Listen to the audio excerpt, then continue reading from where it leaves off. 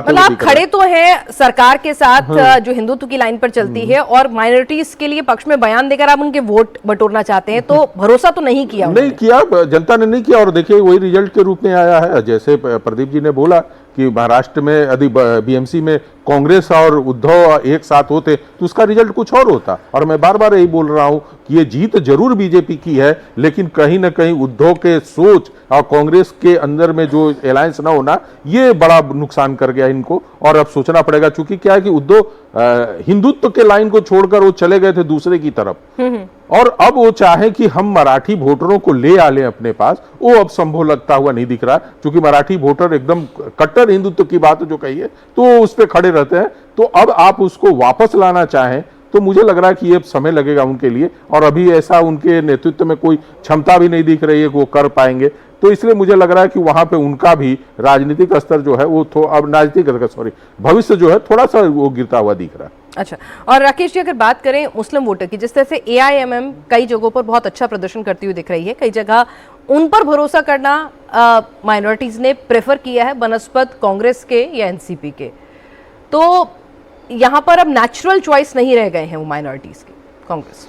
नहीं, देखिए हम लोग एक धारणा बना के चल रहे हैं और अक्सर हम इस पे चर्चा करते हैं कि वहाँ पे मुस्लिम वोट निर्णायक है, और जब हम आंकड़ा प्रस्तुत करते हैं तो हम कहते हैं 25% है, 30% है, 18% है, 19% है, तो हम उसमें 60%, 80% को नज़रअंदाज कर देते हैं। देखिए हिंदुत्व एक चाशनी है, वो चाशनी जलेबी में भी काम आती है और रसगुल्ला में भी काम आती है। जलेबी मैदा से बनती है और रसगुल्ला खोआ से बनता है, लेकिन चाशनी दोनों में काम आती है। इसलिए हिंदुत्व की जो चाशनी है उसमें ना मराठी बचता है ना उत्तर भारतीय बचता है। लेकिन जो मुंबई का वोटर है, यानी मुस्लिम वोटर की यदि आप बात करें, कहीं ना कहीं वो मेरे को कंफ्यूज दिखा। अच्छा। वो उनके साथ गया जिनको उससे लगा कि ये भारतीय जनता पार्टी को हरा सकता है, इसलिए वो ओवैसी के साथ भी गया, सपा के साथ भी गया। अब सपा 70 वार्डों पे चुनाव लड़ रही थी, सपा का अपना चेहरा है अबू आजम, इधर नवाब मलिक एनसीपी के चेहरा बन के उतरे हुए थे, इधर ओवैसी थे ही। कांग्रेस की तरफ से तो कोई ऐसा बड़ा चेहरा मुस्लिम नहीं था। तो ऐसे में क्या है कि मुस्लिम वोट रणनीतिक तरीके से उस कैंडिडेट के साथ गया जिसको उसको लगा कि ये भाजपा को हरा सकता है। ठीक है, अब उनके कोई फेवरेट्स नहीं रहे हैं।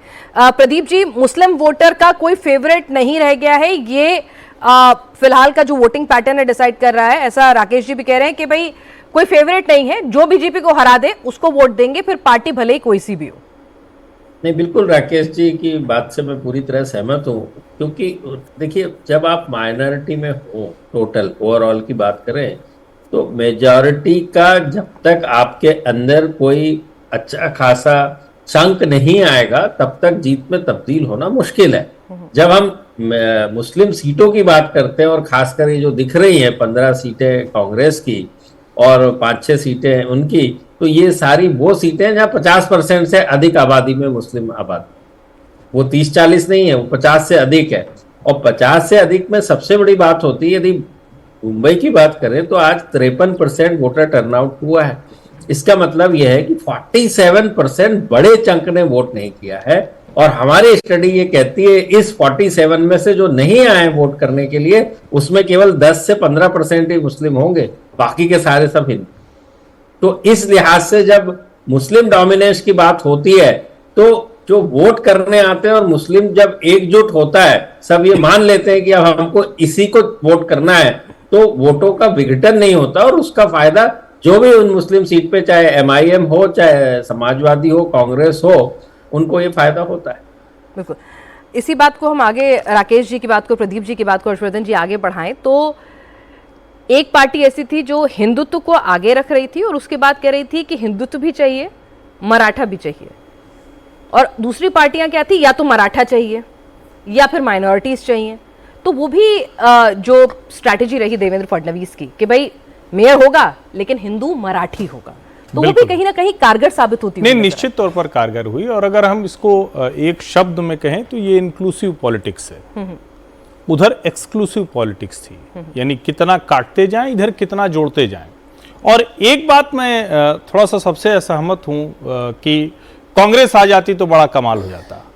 अरे भाई, ये तो वही बात हो गई, कांग्रेस आ जाती तो बिहार नहीं जीत लिए होते, कांग्रेस आ जाती तो महाराष्ट्र नहीं जीत लिए होते, आए तो ना साथ में। ये आने जाने वाला खेल अब जनता को नहीं पसंद आता है। जनता तय कर लेती है तो आपके ऊपर भरोसा करती है। वो जो ये जो गठजोड़ भी जो काम करते हैं ना, वो पॉकेट्स में अब काम करते हैं। अब कोई ऐसा गठजोड़ नहीं होगी, पॉकेट्स में होगा। ठीक है, इस पॉकेट में इस गठजोड़ के साथ 10-20 सीटें आ जाएंगी।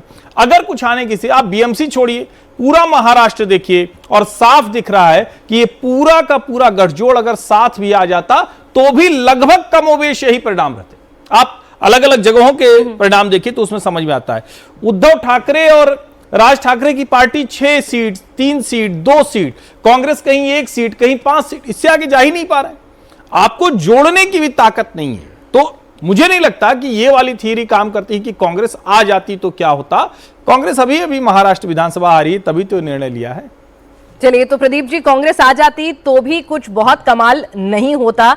हर्षवर्धन जी की ये सोच है, वो आपकी राय से इत्तेफाक नहीं रख रहे हैं। वो कह रहे हैं बहुत चमत्कार नहीं हो जाता। मैंने कभी नहीं कहा कि कमाल हो जाता। हाँ। मैंने हमेशा कहा कि फाइट में होते, और उसका कारण है बीएमसी मुंबई को आपको उस परिप्रेक्ष्य में देखना पड़ेगा कि यहाँ मराठी वोट 37% है, और हमारे सर्वे के अंदर उद्धव और ठाकरे ब्रदर्स को करीब 32% वोट मिलते आ रहे हैं। और लोकसभा फिर नहीं भूलना चाहिए, लोकसभा में तो कमाल किया, 6 में से 2 ही सीटें आई केवल। पूरे लोकसभा बड़ा एरिया होता है, उसमें तो बड़े वोट से जीत और हार होती है। तो 6 में से केवल 2 सीटें आई बीजेपी की, 1 और शिंदे सेना की 1, 4 सीटें तो इन्हीं लोगों ने जीती। फिर वो कैसे जीते? तो ऐसा नहीं है, ऐसा बिल्कुल नहीं और कतई नहीं है। हमेशा हर वोट का लोकतंत्र में मायने होते हैं। वो एक अलग बात है कि सबका एक समय होता है। आज जो समय है, जनता का जो विश्वास है वो बीजेपी के साथ है और हासिल है। इसके लिए उनको उनसे ज्यादा वोट मिलते हैं। हार और जीत का मतलब ये नहीं होता कि दूसरा साइड सफाया हो गया, वो कुछ है ही नहीं। जब बाइपोलर पोल होता है तो दोनों पार्टी को करीब करीब 40% मिलते हैं। एक को 45-46 मिल जाते हैं, दूसरे को 40 मिलते हैं। वो 40% कोई लोकतंत्र का ही पार्ट है, कोई वो भूले बिसरे लोग नहीं है, कहीं बाहर से एलियन नहीं आए हुए हैं। तो इस तरह से होता है। मैंने जैसे कहा कि आज ज्यादा लोगों का विश्वास जो है भारतीय जनता पार्टी में है। पूरे देश की बात कर ले और उसके हिसाब से साफ साफ नजर आ रहा है चीज।